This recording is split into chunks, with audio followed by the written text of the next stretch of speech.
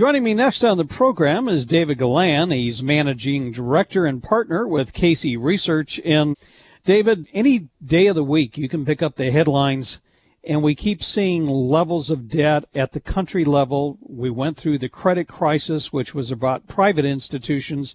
Now with Greece on the front lines, and also even talks of trillion-dollar deficits here in the U.S. for a long period of time, it seems like the next crisis, the one that we need to worry about, is the sovereign debt crisis. What's your take on this right now?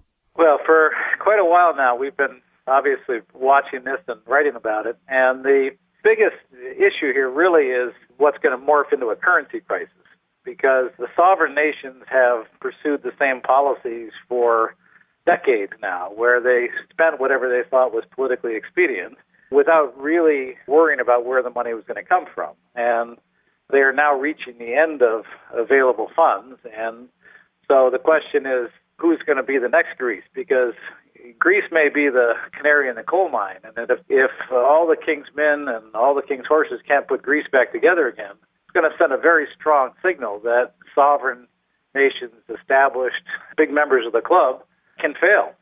And I think there's a very good chance we're going to see it. And if it's not with Greece, it'll be with who's ever next. And the one thing that may be hard for many Americans to even think about, but a couple of weeks ago, I think it was Fitch or one of the major credit agencies put on notice that several of the big, large countries like the United States, Britain, Germany, and France could be, if things don't change over the next couple of years, they could be downgraded. I think it would be very hard for Americans to think, as large as the U.S. economy is, as big as it is in terms of world GDP, that the U.S. could be in danger of losing its AAA status. Well, the reality is that empires do change, and Rome does not still run the world, and for a reason, that the unimaginable happens, and these massive, the big kahuna of the day reaches the point with entropy that the system starts to fail.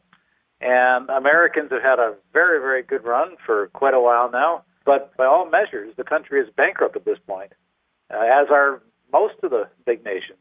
And so, yes, America actually can fail. Now, the big question, of course, for investors is, is it going to happen in a month? Is it going to happen in a year? Is it going to be 10 years? And there's really no sure way of knowing that.